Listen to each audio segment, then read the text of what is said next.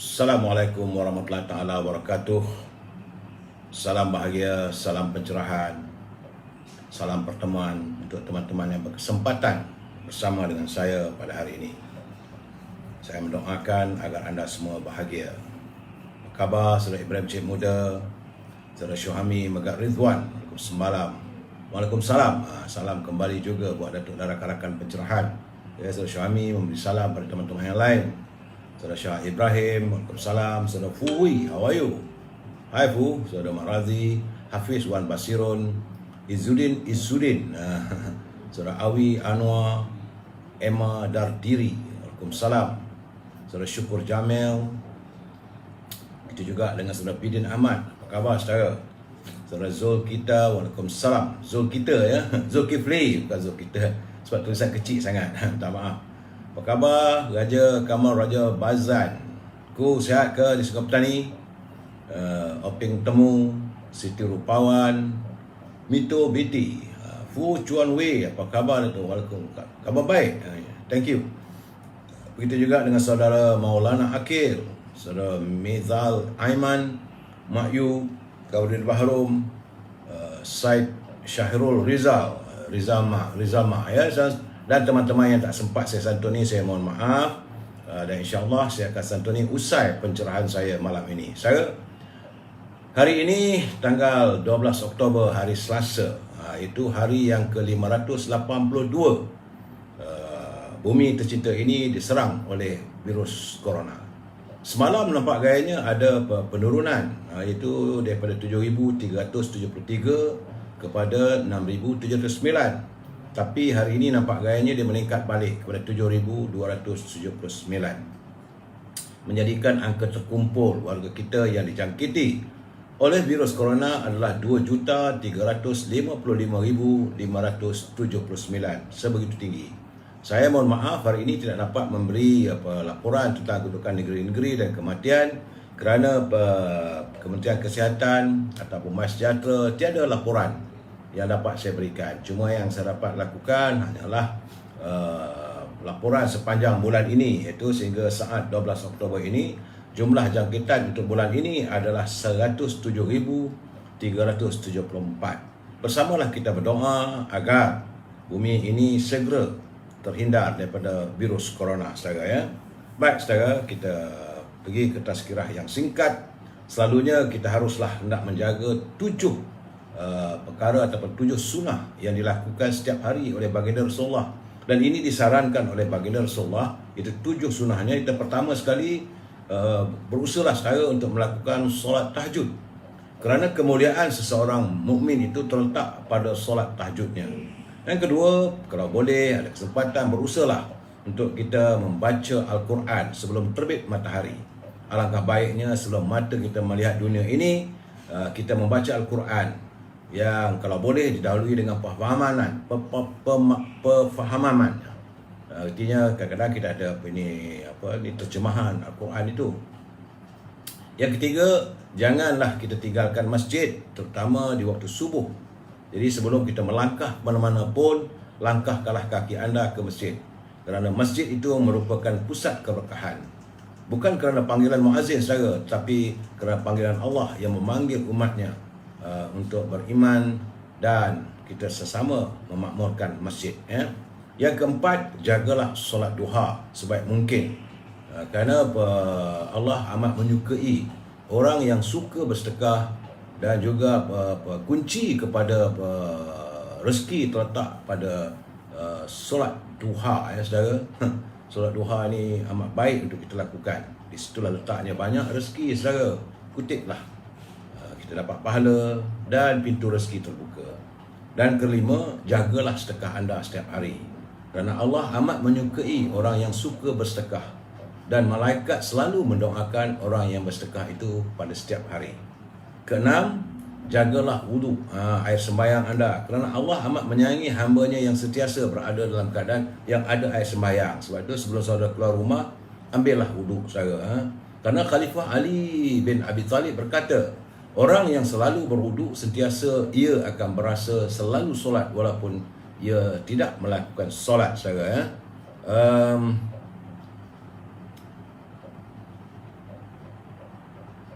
Kemudian dan yang ketujuh, amalkan beristighfar, saudara. Dengan beristighfar, masalah yang terjadi kerana dosa-dosa itu dapat kita jauhkan. Samalah kita, ya. Saudara Razali, selamat malam. Saya belum makan lagi. Kata kabarnya isteri saya buat dimsum. Baik, saudara, itulah sedikit tazkirah yang sempat saya sampaikan, yang saya kutip ataupun saya ambil daripada pembacaan saya, saudara.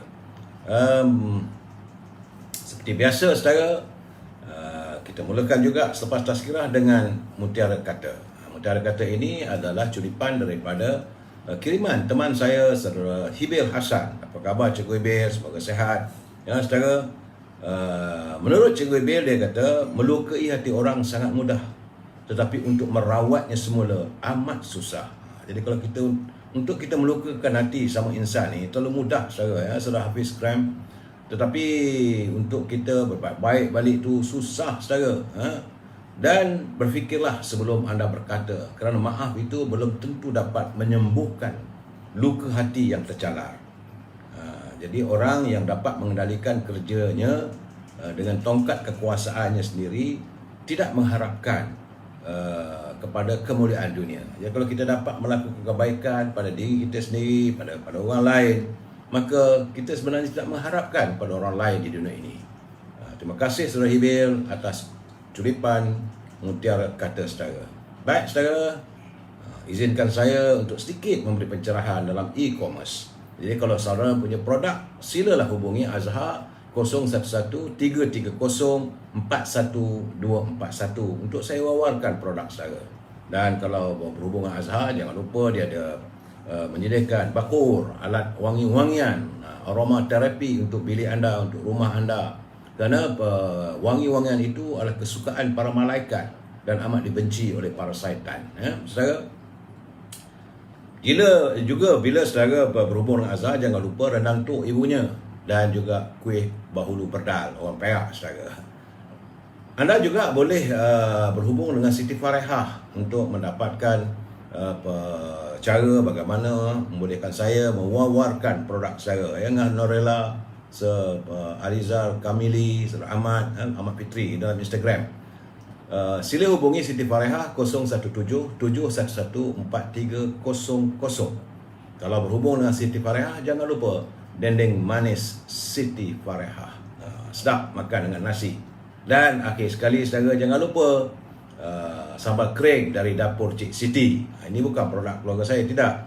Ini sahabat kita, saudara Muhammad Niza. Jadi kalau saudara mahukan untuk merasa nikmatnya, betul seri-seri ya, Muhammad Datuk Zaid Hamidi berada dalam apa ini live yang satu lagi. Malam ni ramai orang buat live, saudara. Dan jangan lupa sambal kering dari dapur Cik Siti boleh berhubung dengan saudara Muhammad Niza di 09-482-4504. Itulah setakat ini, saudara, untuk kita punya e-commerce. Saudara boleh masukkan produk saudara. Silakan berhubung dengan Azhar ataupun Siti Farehah, saudara, ya. Seperti biasa, salam impian monatorium dan RM10,000. Walaupun kecewa, kita harus mengutarakan, saya mesti memperjuangkan agar anda memperolehi hak anda. Dan kita berharap agar Kementerian Kewangan segeralah menyelesaikan masalah moratorium ini. Ada ramai sangat yang tertekan, ya, saudara. Dan kita juga khawatir kalau negara berbelanja tanpa had, maka negara kita akan menuju kemukisan. Baik, saudara, tajuk perbincangan kita malam ini adalah politik hawa biru. Dah hawa biru dah politik negara kita sekarang, saudara. Jadi sebelum saya memberi pencerahan apa yang saya maksudkan dengan politik hawa biru, kita santun juga pantun Pak Nazir seperti biasa. Terima kasih Pak Nazir, cantik bicaranya. Kata Pak Nazir, santan kelapa melemak puyu, masak berkuah beliak mata. Beliak mata ni bukan kita masak berkuah kita beliak mata, tidak. Beliak mata ini sejenis ikan laut. Kadang-kadang dulu tu orang panggil ikan Uji Rashid, mata dia besar. Santan kelapa melemak puyu, masak berkuah beliak mata. Bala menimpa orang Melayu akibat rasuah mengelabui mata. Begitulah Pak Nazil khawatir tentang untuk nasib bangsa kita akan menerima bala akibat daripada pemimpin yang sering kali melakukan rasuah dan sebagainya.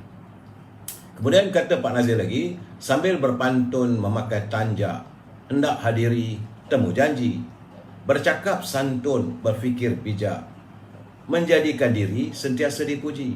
Jadi kalau kita bercakap dengan sopan santun, sebelum kita mengeluarkan kata-kata, kita berfikir lebih dahulu, maka tentulah diri kita sentiasa dipuji dan diingati oleh teman-teman lain. Nah, saudara, saya tidak lupa juga menyantuni ramai teman-teman rupanya yang suka berpantun. Mereka mungkin meluahkan rasa hati mereka melalui pantun, perlu saya santuni. Saudara Nilam Saufi, Nilam Saufi dia kata, kulit nelayan kuala sepetang, ke muara mengail ikan ke lama.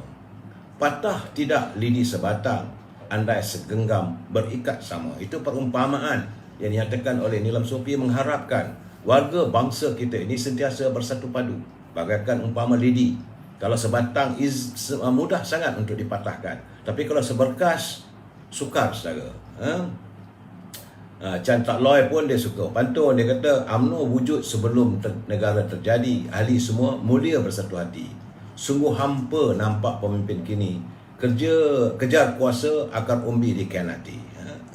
Kemudian kata Saudara Azmi Omar, indah pemandangan di tepi kali, terbit mentari sinari keadaan. Suara rakyat terpinggir sepi, kekal sukar jalani kehidupan. Itulah suara rakyat bagai dipinggirkan, saudara. Saya juga merasakan sedemikian. Kerana ini bila pemimpin sudah memikirkan diri mereka sendiri saja. Dan akhirnya teman saya, Saudara Nordin Malik, dia mengirim diorang kat pantun. Katanya, hinggap helang di pohon ara, pohon besar di kaki lurah.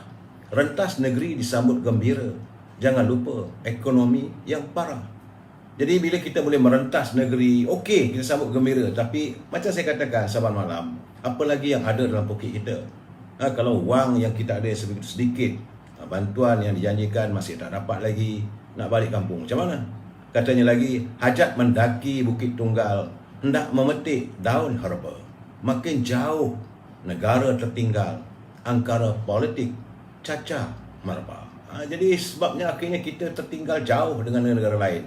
Itulah pantun-pantun Saudara Nordin Malik dari Perak. Saya bila tinggal di Ipoh, Saudara Azmi Omar, Saudara Chan Tak Loi, Nilam Saufi, dan tentulah Pak Nazir kita, pakar pantun kita.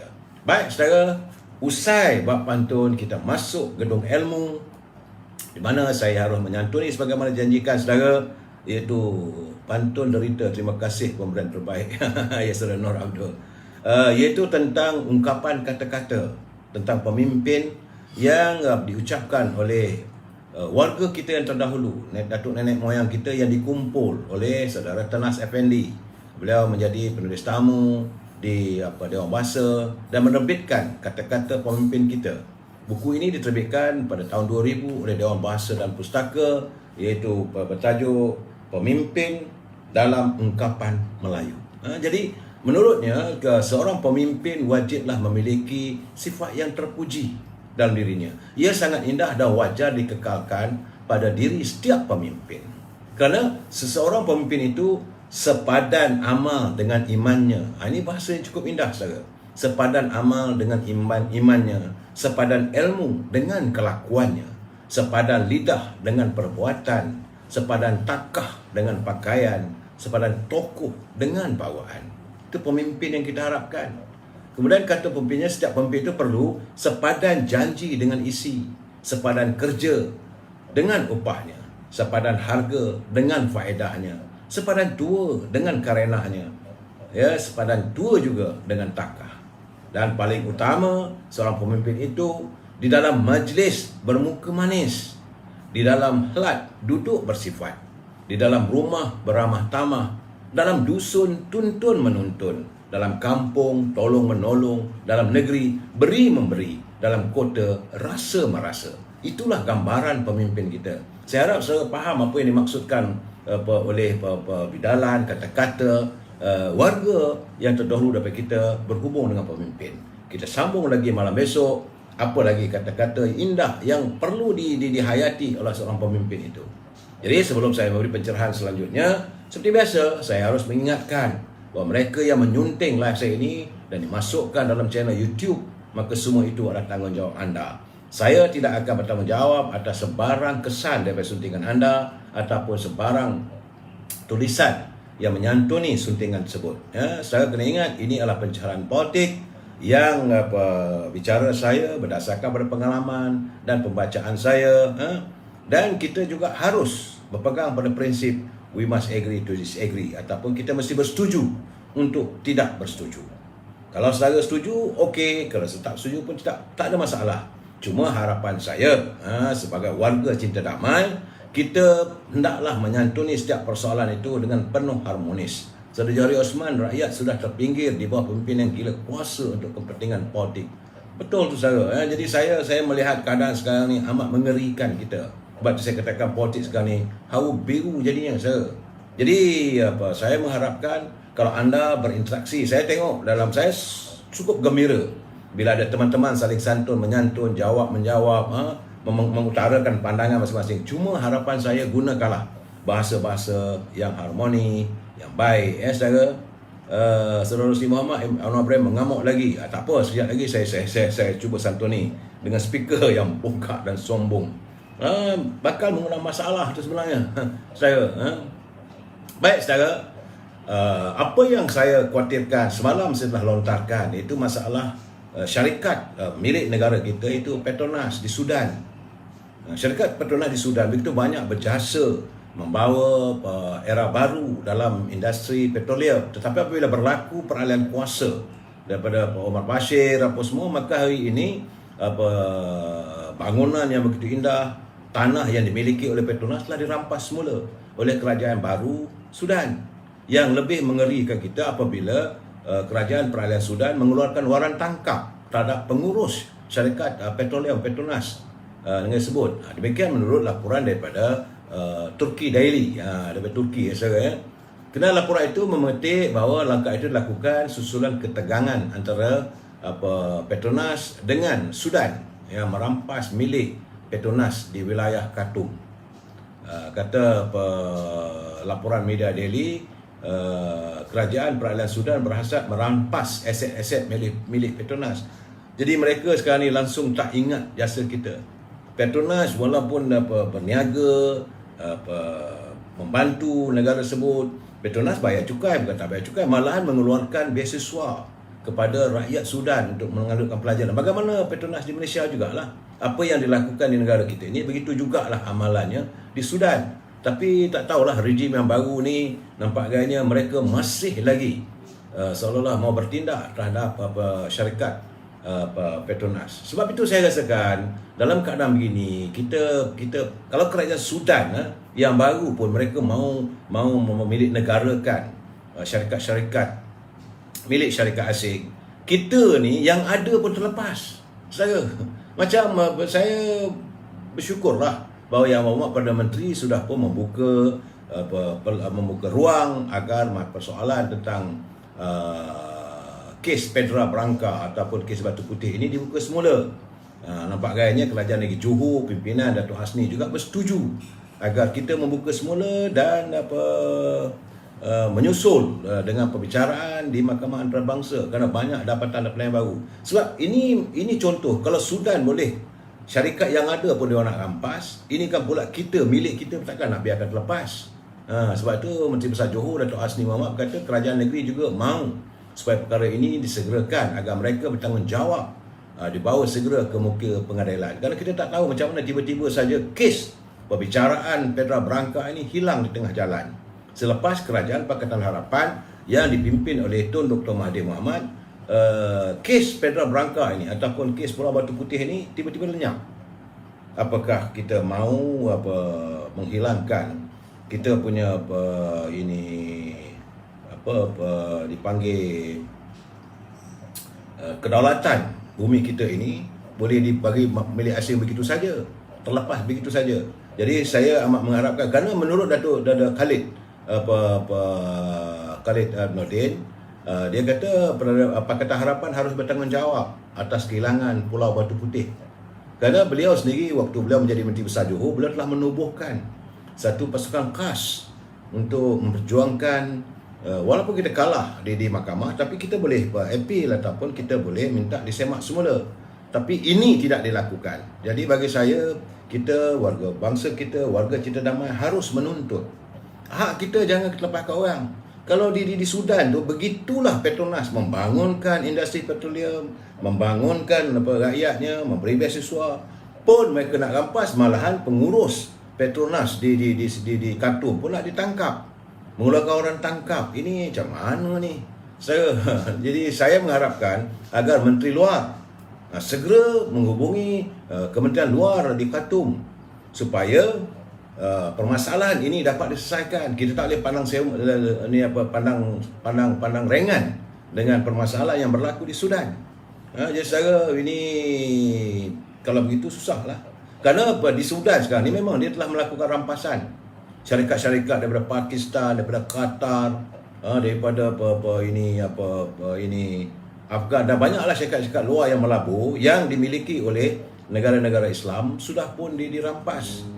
Katanya kerana dia mengikut kehendak, sebab Sudan waktu peralihan kuasa ni, waktu perbalahan antara rejim yang dulu dengan baru ini, rejim yang baru ini adalah tajaan daripada Israel, Yahudi. Jadi mereka melihat bahawa sebagai ruang-ruang perniagaan milik umat Islam ini harus dirampas semula. Ini keadaan yang ini dapatan saya lah.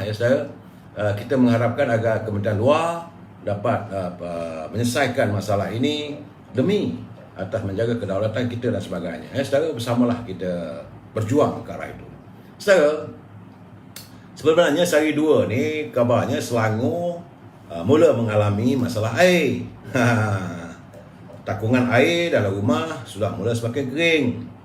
So dalam situasi yang sebegini, maka saya teringat ada dalam beberapa siri tazkirah yang saya dengar, saudara, kefahaman saya mungkin saya silap, daripada beberapa orang ustaz. Dia bukan Pak Labai, saudara. Kata ustaz, dia mengatakan setelah negara kita ini dilanda ataupun diserang oleh wabak penyakit, maka akan tiba harinya berlaku musibah kemarau yang agak panjang. Ini saudara harus berhati-hati, saudara. Ini peringatan. Kerana dan hari ini pun, saudara, kita sudah merasa tentang bahang panasnya. Saya sendiri dah rasa lemah badan rasanya. Walaupun mentari tidak muncul, kita tidak nampak cahaya mentari, tetapi bahangnya terasa yang amat sangat, amat panas. Dia punya bahang tu rasa menggigit kulit badan kita ini, dan buat kita rasa letih dan terpana, saudara. Jadi apakah ini tandanya bakal hadir musim kemarau? Wallahualam bisawab. Jadi selepas musim kemarau pula, ada pula ustaz-ustaz mengatakan dia mula-mula wabak menyerang negara, kemudian datang musim kemarau yang agak panjang, kemudian akan berlaku masalah kekurangan makanan. Jadi saya ingin berpesan pada teman-teman semua yang berkesempatan melayari live saya malam ini, kalau ada berjimat-jimatlah dan simpanlah sedikit makanan, macam beras, keperluan-keperluan asas, agar jangan sampai kita keputusan makanan. Kerana ini yang dinyatakan oleh pendengaran saya melalui ustaz-ustaz yang beri tazkirah, yang saya ingat, wabak, kemudian kemarau panjang, dan akan berlaku kekurangan makanan, mungkin berlaku huru-hara. Jadi kita mengharapkan negara kita ni warga cinta damai, tidaklah berlaku itu semua, saudara. Tapi bahang panas sudah terasa.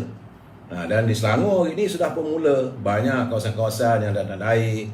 Rumah saya pun rasanya mula besok atau lusa tak ada air, kekeringanlah kita. Jadi simpanlah air, saudara, berjimat dari sekarang. Sekali tidak pun untuk kita mengambil wudu, nak ambil air semayang.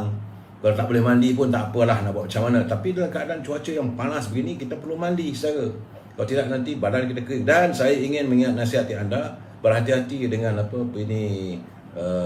sinaran ray, iaitu panas bahang ini kadang-kadang boleh mendatangkan musibah pada tubuh badan kita, terutama warga yang seusia dengan saya, iaitu warga emas. Baik, saudara, saya juga menerima kiriman teman-teman yang bertanya. Dia kata, saudara Bahar Rizal, dia kata salam tu, dia kata salam pencerahan, katanya UMNO kini kian tenat dan perlu diubati.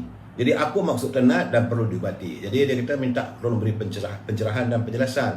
Saya nak nyatakan bahawa tenatnya UMNO ini kerana dalaman, bukan di peringkat akar umbi. Akar umbi tetap setia dan santun, bersatu padu, tetapi di peringkat atasan, peringkat mereka yang mengenal jawatan, yang di majlis tinggi berpuak-puak, orang ini nak jadi pemimpin utama, orang ni nak jadi begini. Jadi mewujudkan puak-puak. Dan di samping itu di peringkat negeri dan juga bahagian. Inilah yang saya katakan, warlord ini mereka mau menjaga kepentingan diri mereka. Dan akhirnya rakyat tidak disantuni, warga UMNO tidak disantuni. Itulah mengakibatkan UMNO dilihat tenat sebagaimana berlaku di Melaka. Tidak mungkin seorang pemimpin, seorang mantan ketua menteri boleh melakukan tindakan khianat kerana menjatuhkan kerajaan, walaupun kita bukan majoriti, walaupun kita bukan dominan, tapi dia sanggup menjatuhkan kerajaan yang dipimpin oleh orang UMNO. Macam sekarang ni, suka tak suka kita terima hakikat bahawa Yang Berhormat Datuk Ismail Sabri menjadi Perdana Menteri. Beliau adalah naib Presiden UMNO. Memang kita kena sedar, beliau cuma dapat berbekalkan cuma 42 kursi parlimen saja. Satu suasana yang rapuh. Tapi jangan sampai pula orang UMNO sendiri mengheret dan meruntun Datuk Ismail Sabri turun daripada anjung kuasa di si Perdana. Sepatutnya kita sama-sama membantu mempertahankan. Ini soal maruah. Memang kita dari awal saya dah kata kita tidak mahu. Saya kalau tanya dengan saya secara peribadi, tak perlulah kita nak ke pilihan raya. Tapi bila keadaan begitu, bila UMNO ni ditonjolkan untuk memimpin, jadi kita kena beri sokongan. Cuma kalau tak betul, kita beri kritikan, kita beri pandangan. Bukan beri pandangan kritikan itu membenci. Sebab saya nak bagi tahu pada teman-teman, kadang-kadang mereka kata, apa Datuk ni duk marah orang pemimpin UMNO. Saya memberi pandangan itu untuk menyedarkan. Kerana keadaan sekarang ni memang UMNO dalam keadaan tenat lah kalau masih lagi pemimpin tak sedar diri. Kemudian menurut Saudara Abdul Fattah, dia pula bertanya, dia kata mintalah diperjelaskan tentang kebebasan. Jadi apakah nasib mereka yang belum ambil vaksin, tapi tidak wajib ambil vaksin tapi harus ambil vaksin? Ini persoalannya. Kejap boleh ambil vaksin tapi tak ada wajib ambil vaksin. Lepas tu tak boleh bergerak apa semua. Ini saya melihat apabila pihak polis telah mengeluarkan kenyataan bahawa polis akan compound kepada individu yang belum lengkap divaksinkan. Kalau mereka melakukan rentas negeri, ini SOP kesihatan. Jadi menurut pengarah Jabatan Keselamatan Dalam Negeri dan Ketenteraan Awam Bukit Aman, Datuk Hazani Ghazali, katanya tindakan tegas akan diambil menerusi pemeriksaan pasukan pemantau di lokasi tumpuan orang ramai seperti kawasan RNR, rehat dan rawat, ataupun polis tidak akan mengadakan sekatan jalan raya, tapi mereka akan mengadakan pemeriksaan secara rawat. Kalau kita daripada Kuala Lumpur balik ke Kedah, tengah jalan tu dekat RNR, tiba-tiba dia tanya, dia tengok plate kereta kita, apakah ada vaksin? Tak ada vaksin sepenuhnya. Kalau tak ada vaksin sepenuhnya, memang tak boleh buat rentas negeri. Jadi sebab itu, ini kehendak SOP daripada Kementerian Kesihatan. Kerana pemeriksaan secara mengejut yang akan dilakukan dari semasa ke semasa itu adalah bagi untuk memastikan individu tanpa vaksin tidak mengambil kesempatan untuk pulang ke kampung. Jadi sebenarnya memanglah tidak ada kemestian. Belum ada undang-undang mengatakan tak ambil vaksin salah. Tetapi kalau anda melakukan rentas negeri tanpa vaksin, itu yang salah. Jadi saya perlu memberi pencerahan yang saudara, sebab Yang Berhormat Datuk Seri Ismail Sabri pun dah berkata bahawa kita boleh rentas negeri, tetapi mesti ada vaksin. Untuk vaksin ini untuk diri kita, shield kita. Lebih tak adalah. Bukanlah vaksin itu sebagai ubat saja, itulah sebagai kita punya perisai badan kita supaya kita tidak mudah dijangkiti oleh wabak virus corona. Kena ingat saudara, walaupun laporan Menteri di sini tengok semalam dah turun, hari ini naik balik. Inilah suasana yang tidak menentu. Jadi eloklah saudara, kalau ada keperluan ambil vaksin. Saya tidak anti vaksin, saya kata eloklah ambil vaksin saudara. Kemudian saya dapat kiriman daripada saudara Mak Perak. Seronok juga. Dia bertanya pada saya, dia kata nampaknya sekarang ni tak ada seorang pun ahli politik kita yang berwibawa. Marah ni saudara Mak Perak ni. Jadi kita nak pilih siapa dalam PRU15, kata. Payah-payah dia kata panggil Semir Belu lah balik supaya dia dapat aktif jadi ahli parlimen. Saya ketawa lah.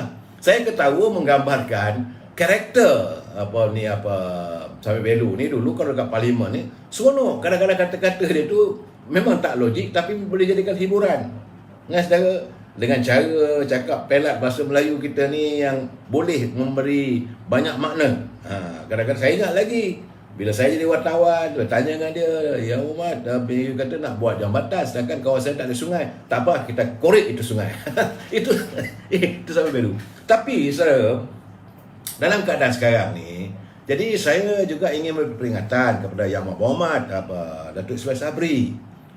Sebab saya kata sekarang ni saya nampak bahawa seringkali, seminggu sekali ada pengumuman dari beliau memberi seolah keputusan bahawa pelantikan orang itu, pelantikan orang ini. Saya ingat kalau nak lantik pun tak payah buat pengumuman lah. Sebab saya khawatir dulu kita panggil Taslimuddin berapa perutusan. Sebulan 2-3 kali buat perutusan kat TV dan sebagainya.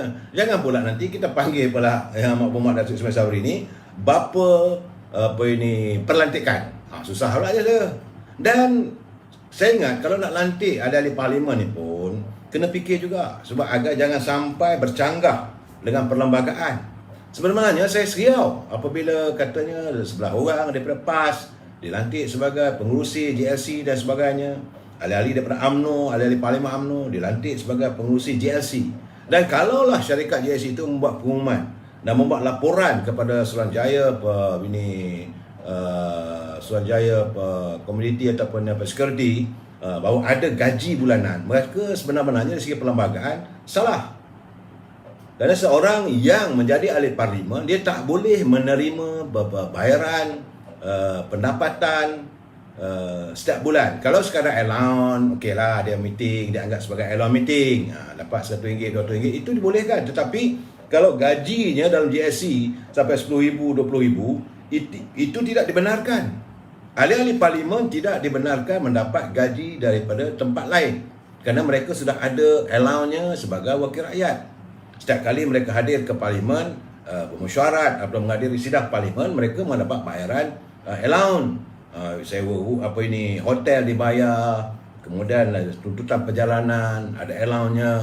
Jadi sebab itu mereka tidak boleh nak pegang jawatan jadi IC, boleh, tetapi tidak boleh membuat pengumuman bahawa gaji sekian banyak. Kalau ada gaji saja, maka dengan sendirinya dia lucut jawatan sebagai ahli parlimen. Ini soal perlembagaan. Saya tak ada buku perlembagaan, tapi saya ingat saya memang ada dalam perkara berapa saya dah lupa, tapi kalau ada mungkin malam besok ke, kalau ada perlembagaan dengan saya boleh bacakan balik. Sebab seorang ahli parlimen tidak dibenarkan memperolehi gaji atau pendapatan tetap selain daripada allowance-nya sebagai wakil rakyat ataupun sebagai ahli parlimen ataupun ahli Dewan Undangan Negeri. Jadi saya harap agar Datuk Ismail Sabri berhati-hati dalam memberi pelantikan ini. Ya, kita saling ingat mengingati. Mungkin beliau terlupa. Beliau sebagai seorang pengamal undang-undang tentu dia tahu. Sebab saya dalam keadaan sekarang ni, saya juga khawatir. Jadi bila saudara Mak Perak bertanya dengan saya, betul, sebab sekarang ni gaji mereka pun tinggi. Terutamanya apabila Perdana Menteri menyentuh tentang beban kewangan yang tanggung oleh negara. Dan semalam pun Yang Berhormat Senator Tengku Zaprul mengumumkan bahawa negara terpaksa meminjam dengan menaikkan had pinjaman kadar silingnya sebanyak 65% berbanding dengan KDNK. Tak pernah berlaku dalam sejarah negara kita sejak merdeka. Tak pernah berlaku.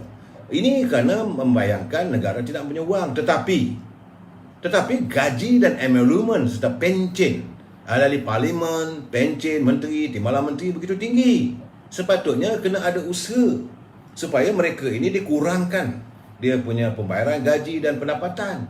Sebab sebagai contoh saudara, emolumen untuk menteri yang seramai 69 orang, kabarnya untuk gaji saja dekat-dekat 30-40 ribu saudara. Tu belum lagi allowance kerajaan.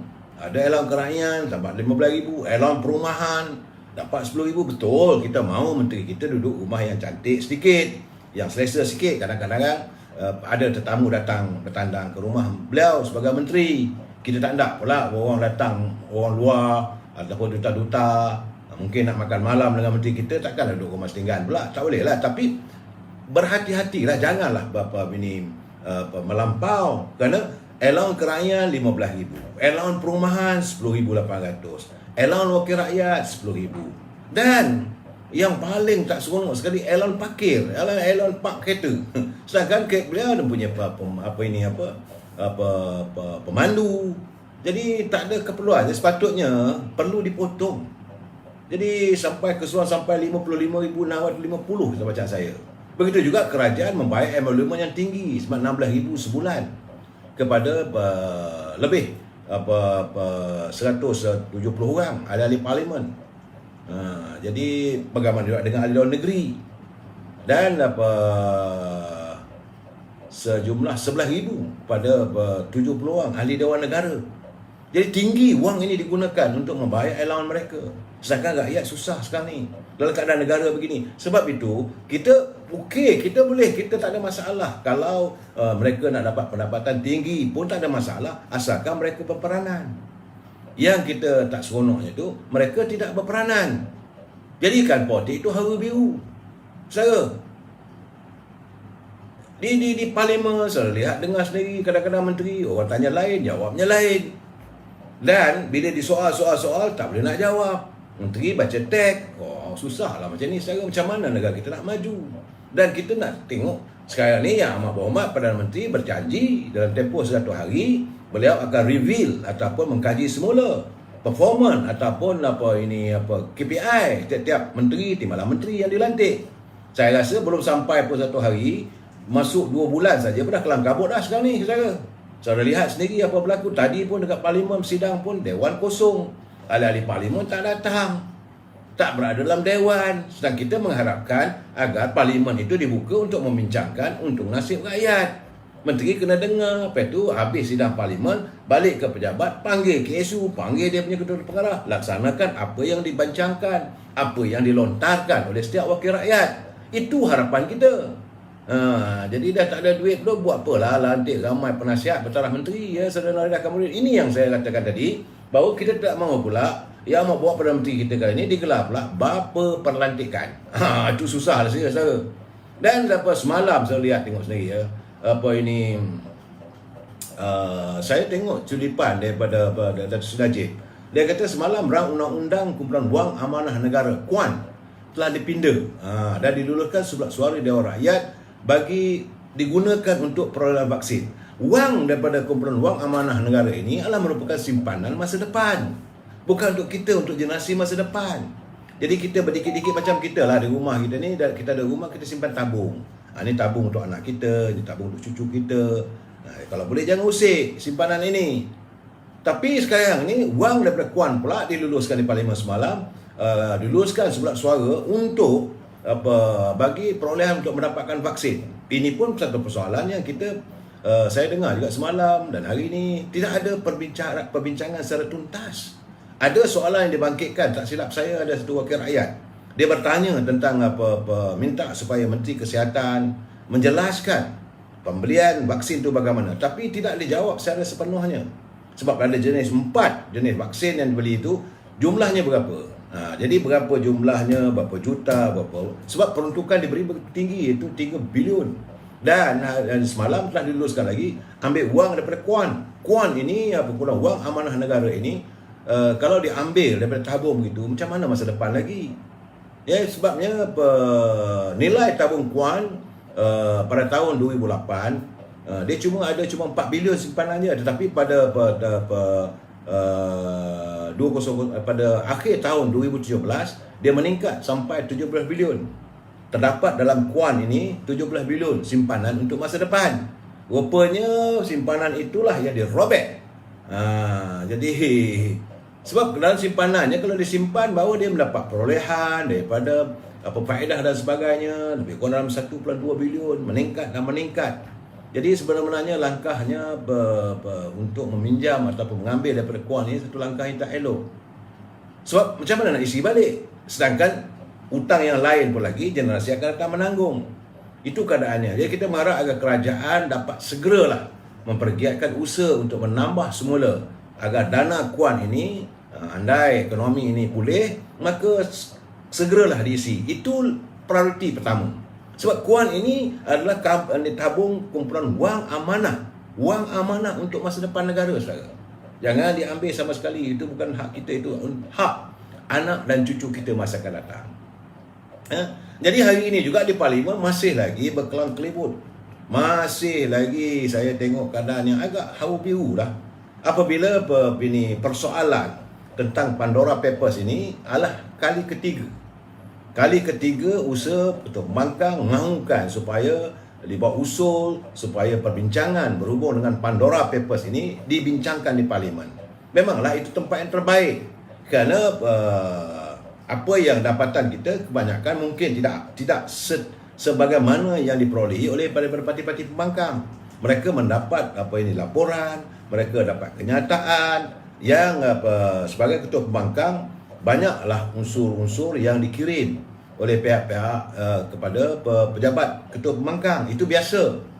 Kadang-kadang kita hairan juga macam mana ketua pembangkang tahu semua. Tidak, sebenarnya ketua pembangkang dia mempunyai pejabat yang disediakan oleh kerajaan.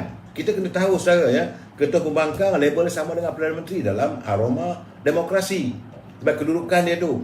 Dan hari ini yang Mohd Perdana Menteri telah pun menyatakan bahawa segala keperluan, segala kemudahan, gaji dan sebagainya bertaraf menteri. Itu persoalan lain, tetapi ketua pembangkang dia mempunyai dia punya tim.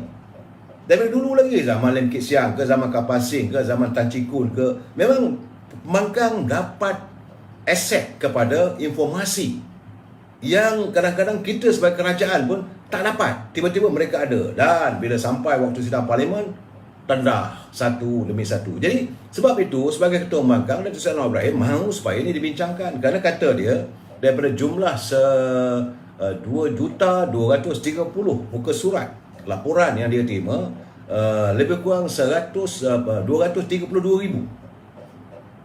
ya laporan yang berhubung tentang rakyat, pemimpin, usahawan negara kita ini yang mengumpul harta, sama ada secara sah, sama secara haram ataupun halal, tetapi uang itu dipindahkan keluar. Jadi semalam kita dengar lah macam mana speaker kata, dia kata dia dapat juga, mengatakan ada yang simpan setinggi 5 pound, ada yang $100 dan sebagainya. Itu bukan isunya. Isunya jumlahnya adalah 1.8 triliun. Seandainya, macam saya katakan semalam, seandainya kita dapat mengenal pasti individu-individu yang mempunyai simpanan di negara-negara yang bebas cukai, iaitu tax haven, kita dapat bawa balik uang itu. Tak perlu kita nak minjam dari negara luar. Tak perlu kita meningkatkan kadar pinjaman kita sampai 65% daripada KDNK. Jumlah itu 1.8 triliun, banyak saya. Ini kalau tak dibincangkan, saya juga hampa. Kita bukan katakan bahawa terbaik Anwar Ibrahim, tidak. Tapi peranan beliau sebagai ketua pembangkang, beliau laksanakan. Dan saya melihat pihak pembangkang dah bersedia. Jadi saya Zamzul Rahman, bodek Anwar dah. Saya bukan membodek saudara. Saya hairan lah saudara. Kita harus menerima hakikat. Kalau orang tu betul, dia betul. Jadi jangan kita menutup. Masalah kita sekarang ni, rosaknya UMNO ni kerana kita menafikan semua. Jadi sedangkan ada lagi usaha lain yang kita tak tahu. Tujuan saya memberi pencerahan ini supaya kita faham, agar Parlimen digunakan untuk membincangkan tentang Pandora Paper ini. Membincang Pandora Paper bukan kerana Anwar Ibrahim. Ini masalah yang serius pada negara. Saya tidak membodek beliau. Saya minta agar anda faham kenapa saya mengutarakan. Saya tak mahu untuk menyorok segala keburukan, segala kebobrokan yang dilakukan oleh warga kita di bawah kapet. Jangan kerana dia kawan kita, kerana dia pemimpin kita. Kalau dia melakukan kesilapan, kita tutup mata sebelah. Tak boleh. Jadi kita mahu, kerana apa yang dilaporkan oleh Pandora Paper itu, saya juga dapat. Tapi saya tak boleh nyatakan satu persatu. Kerana ini menyalahi, tak boleh dibuat secara terbuka. Yang boleh dibuat, yang ada immunity adalah di Parlimen. Saya Mayasari, saya bukan nak puji Anwar Ibrahim, tidak. Saya tidak mahu warga kita benci pada semua orang. Kadang mungkin hari ini sudah benci, besok. Sebab itu saya berpegang pada pesan almarhumah ibu saya. Dia kata, kamu kalau besok kamu besar nanti, kalau kamu sayang pada seseorang tu, jangan sayang berlebih-lebihan. Kerana satu ketika nanti kamu boleh membenci dia. Dan kalau kamu tak suka dengan orang tu, kamu benci pada orang tu, jangan membenci berlebih-lebihan. Kerana satu ketika nanti kamu akan sayang pula pada dia. Ini keadaannya saudara. Saudara boleh tuduh lah apa pun. Saya bukan macam orang lain. Saya tidak mahu untuk meredorkan diri saya untuk menjadi pembodek, pengampu orang tertentu. Tidak. Tapi bila saya cakap tentang Pandora Paper, saya mendengar apa berlaku di Parlimen. Dan tentulah kerana saya kecewa. Ahli-ahli Parlimen kita senyap sepi. Ahli-ahli Parlimen kita senyap sepi, saudara. Tidak mahu membangkitkan soal Pandora Paper. Nak tutup, macam mana nak tutup, saudara? Bukan sikit. 1.8 triliun. Dan kalau dia salah, salah lah bagi saya. Kalau dia betul-betul lah. Jadi kenapa kita nak jadi benci? Sebenci-bencinya macam tak ada noktah kebencian kita ini. Macam tidak ada maaf bagimu. Dan bagi saya terus terang, saya tengok sendiri apa yang berlaku di Melaka. Memang saya marah. Amat saya marah dengan pemimpin UMNO. Tapi saya tak boleh nak maki berterusan. Saya tak boleh nak jadikan isu itu sebagai menghasut orang untuk membenci sebetulnya tak ada. Apa yang betul-betul. Sekarang ini keadaannya. Dan saya melihat kenapalah speaker begitu berdalih-dalih. Tidak mahu benda ni dibincangkan. Ini keadaan sebenarnya, saudara. Akhirnya, sebab dari dulu, kita jangan lupa, saudara. Pilihan raya yang ke-14 dulu. Bila kita dengar perbincangan di Parlimen, bila dibangkit oleh Parti Pembangkang, masa itu Datuk Seri Anwar Ibrahim tak ada dalam Parlimen. Yang ada dalam Parlimen Pandika Amir Mulia. Bila ada dibangkitkan oleh Parti Pembangkang apa semua tentang isu-isu, ini tak relevan, ini tak relevan. Akhirnya rakyat mendengar, rakyat marah. Ini yang saya tak suka. Dan ini akan merosakkan kita. Saya tak tahu sekarang ini kita dah menyantun ni. Saudara nak marah dengan saya, tak boleh marah. Berada yang bawa Perdana Menteri. Yang Perdana Menteri telah pun mengadakan satu memorandum persefahaman antara kerajaan keluarga Malaysia bersama dengan DAP, bersama dengan Amanah, bersama dengan PKR. Kita pula terikut-ikut nak marah. Tak boleh. Bagi saya, apa yang dibincangkan selama yang sehari, ingat Amir Hijaz, ingat Anwar, itu tak boleh, tak betul. Saudara nak brandkan saya sebagai Anwar, saya orang UMNO. Saya akan berusaha habis-habisan untuk mempertahankan UMNO to the fullest of my effort. Tetapi yang benar tetap benar. Jangan kita menyembunyikan kebenaran. Saya tengok kadang-kadang, saya geleng kepala lah. Kenapakah warga kita, tapi tak, kalau saudara juga sebagai George Jacob, saya tak tahulah. Kadang-kadang mereka mewujudkan provokasi. Provokasi itu supaya mengalihkan pandangan dan perhatian saya. Dan benda ini saya tidak akan terperangkap. Saya boleh provok saya macam-macam. Tak ada masalah. Cuma saya nak katakan bahawa tentang Pandora Papers ini sewajarnya didedahkan. Ini melibatkan pimpinan terdahulu. Saudara, ini bukan sikit, saudara. Sepatutnya disiasat. Tapi kenapa tidak dibenarkan untuk ini? Tapi katanya dia nak minta supaya RCI. Tak cukup. Biar ia dibicarakan di Parlimen. Kita dengar, rakyat boleh dapat tahu. Sebab Parlimen itu ada imunitinya. Setiap ahli Parlimen boleh bercakap. Dan kita mengharapkan supaya ahli-ahli Parlimen UMNO ini berinformasi.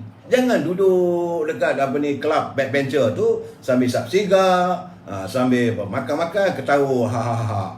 Ini bukannya tujuan Parlimen diwujudkan untuk membincangkan soal rakyat. Kalau ada kepincangan dilakukan. Jadi bila Parlimen memutuskan, ini satu keputusan yang tidak siapa boleh menafikan. Sebab itu saya amat mengharapkan. Tapi tak boleh lah, sebab rasanya persidangan Parlimen dah habis dah rasanya hari ini. Tetapi bagaimanapun, sebab itu saya agak bersetuju pandangan daripada Datuk Sabrici. Dia kata sudah sampai masanya supaya keupayaan Parlimen ini perlu diperkemaskan semula, supaya jangan ada pihak yang mengambil kesempatan pada Parlimen ini menafikan segala kebobrokan. Dia kata peranan institusi ini penting. Ia perlu diterjemahkan dengan sebaiknya kepada pembangunan negara dan kesejahteraan rakyat. Jadi Datuk Sabrici dia mantan menteri, dia ahli Parlimen. Jangan kita lupa. Dia kata persepsi umum itu perlu diubah supaya orang ramai lebih mengetahui peranan dan sumbangan Parlimen kepada pembangunan negara sebagai negara yang maju tanpa mengenepikan hak rakyat. This is the most important. Jadi saya bercakap benda begitu, kalau kata puji. Saya tak memuji saya. Dulu bila saya mengutarakan tentang apa ini yang Muhammad yang Mulia Tengku Razak Hamzah, mula kata saya ni mirip Tengku Razak. Tidak. Saya melihat kebenaran. Saya nak memberitahu pada saudara, suara kita harus suara kebenaran. Kita orang UMNO, tapi bukan orang pemimpin UMNO. Saya setuju dengan Norizan Saad. Kita orang UMNO, parti kita harus pertahankan. Sampai ke titisan darah terakhir, kita wajib mempertahankan UMNO. So UMNO tak salah, yang salah adalah pemimpin. Jadi kalau kita kena jelas kita punya pendirian. Sebab apa yang kata oleh Datuk Sabrici benar. Dia mengharapkan ada reform dalam ada islah. Jadi teman-teman tak suka dengar perkataan reform. Reform ni yang mengambil kata-kata, begitulah orang benci ni, tak sukanya PKR. Sebut reform pun orang marah. Tapi dia kata islah, okeylah kita gunakan perkataan islah. Supaya untuk dilakukan islah kepimpinan, supaya parlimen melakukan islah, ada perubahan. Ini tidak, parlimen kita tengok amat mengecewakan. Saya tengok sepanjang hari, saya tengok apa? Kosong. Ruang menteri kosong. Saudara ini Sophia Ali itu pulang. Saya tak mau bercakap soal itu, saudara. Sebab bila sampai waktunya, bila datang pilihan raya, saya akan pertahankan pimpinan kita, InsyaAllah. Itu sini. Dan saudara, malam lusa, Majlis Tinggi UMNO akan mengadakan mesyuarat khusus untuk membincangkan apa berlaku di Melaka. Sebab itu menurut kepada Setiausaha Agung UMNO, Datuk Ahmad Maslan, bahawa Majlis Tinggi akan bersidang dan dipanggil semua Majlis Tinggi, termasuklah ini Timbalan Presiden, Naib Presiden, termasuk Perdana Menteri pun. Mereka akan mengadakan mesyuarat pada hari Khamis nanti. Apa yang dapatan nanti saya akan wawar kepada saudara. Tapi memanglah akan membincangkan tentang apa yang berlaku di Melaka. Sebab Datuk Yang Amat Berhormat Datuk Sulaiman Ali juga adalah ahli Majlis Tinggi. Beliau akan hadir. Datuk Rauf sebagai Ketua Perhubungan juga akan hadir dan mereka akan memberi penjelasan apa yang berlaku di Melaka dan sebagainya. Saudara, cuma yang agak-agak meranjatkan saya hari ini, dan warga juga terpempan, supaya kerana hari ini tular, saudara, dah tular dan tak boleh nak diskat lagi dah, tentang perbualan telefon antara Harun Idris dengan Yang Amat Berhormat Perdana Menteri. Boleh dikatakan panjang, lebih kurang 3 minit lebih. Cuma saya tak berkenan. Saya cukup tak berkenan dengan Harun Idris ni. Tak tahulah, mungkin itu budaya orang Melaka, saya tak tahulah ya. Tapi beliau memanggil bercakap dengan Yang Amat Perdana Menteri, kau aku je. Kau ingat mak aku gini. Jadi bagi saya, suka tak suka kita kena menghormati, respect the chair ataupun kerusi yang beliau sandang lah sebagai Perdana Menteri. Tak sepatutnya dia ada panggil cakap benda begitu, lepas tu menyatakan bahawa aku dah buat begini, aku dah begini. Saya rasa kasar lah, saudara. Saya rasa lah, tak tahulah saudara, mungkin orang Melaka tak ada masalah benda itu. Tetapi bagi saya sebagai seorang yang bekas, dia adalah mantan Ketua Menteri, tapi tindak tanduknya mengatakan dia berjumpa dengan DAP, orang nak lantik dia balik sebagai Ketua Menteri, itu hak anda lah. Jadi bagi saya tak sepatutnya berbicara. Cuma yang paling lebih mengecewakan saya, bagaimana perbualan seorang Perdana Menteri. Telefon Perdana Menteri kita ni sudah boleh dirakam. Apakah tidak ada security ataupun keselamatan kepada telefon yang abang-abang Perdana Menteri? Kalau ini berlaku, artinya orang lain semua boleh buat taping ataupun merakamkan bicara Perdana Menteri. Ini tidak elok, ini tidak baik dari segi aspek keselamatan. Jadi saya harap pihak berkuasa, pihak multimedia, pihak berkuasa lah yang ini harus segera menyiasat. Sebab dulu pun kita dengar juga macam mana perbualan antara Yang Amat Berhormat Perdana Menteri waktu itu, Datuk Seri Najib dengan isteri dia pun boleh tular dalam media sosial. Jadi apakah negara kita ini dilihat sebagai negara yang tidak lagi selamat dari segi aspek privacy ataupun hak peribadi. Kalau bicara Perdana Menteri dengan Idris Harun, boleh semua orang dengar. Itu Perdana Menteri. Bagaimana pula dengan kita rakyat biasa? Kita bercakap, berbual dengan isteri kita, kita berbual dengan anak kita, kita berbual dengan kawan kita, kita berbual dari segi aspek dagang kita. Jadi Saudara Roslan Haji Dollah, di parlimen tu adalah separuh benar, separuh palsu, kerana mereka punya imuniti. Betul, Saudara Roslan?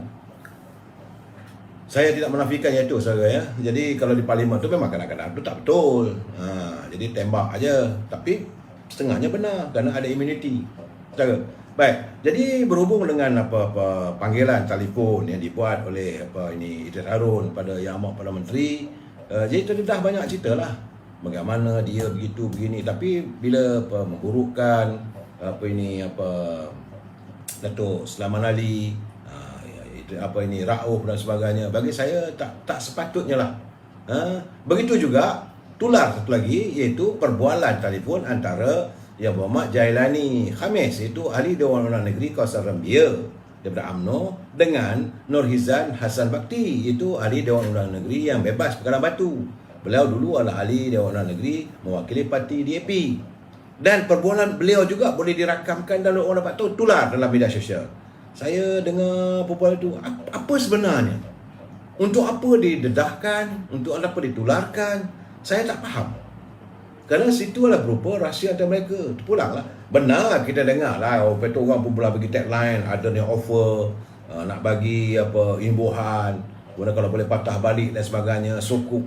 Bagi saya tidak bersetuju.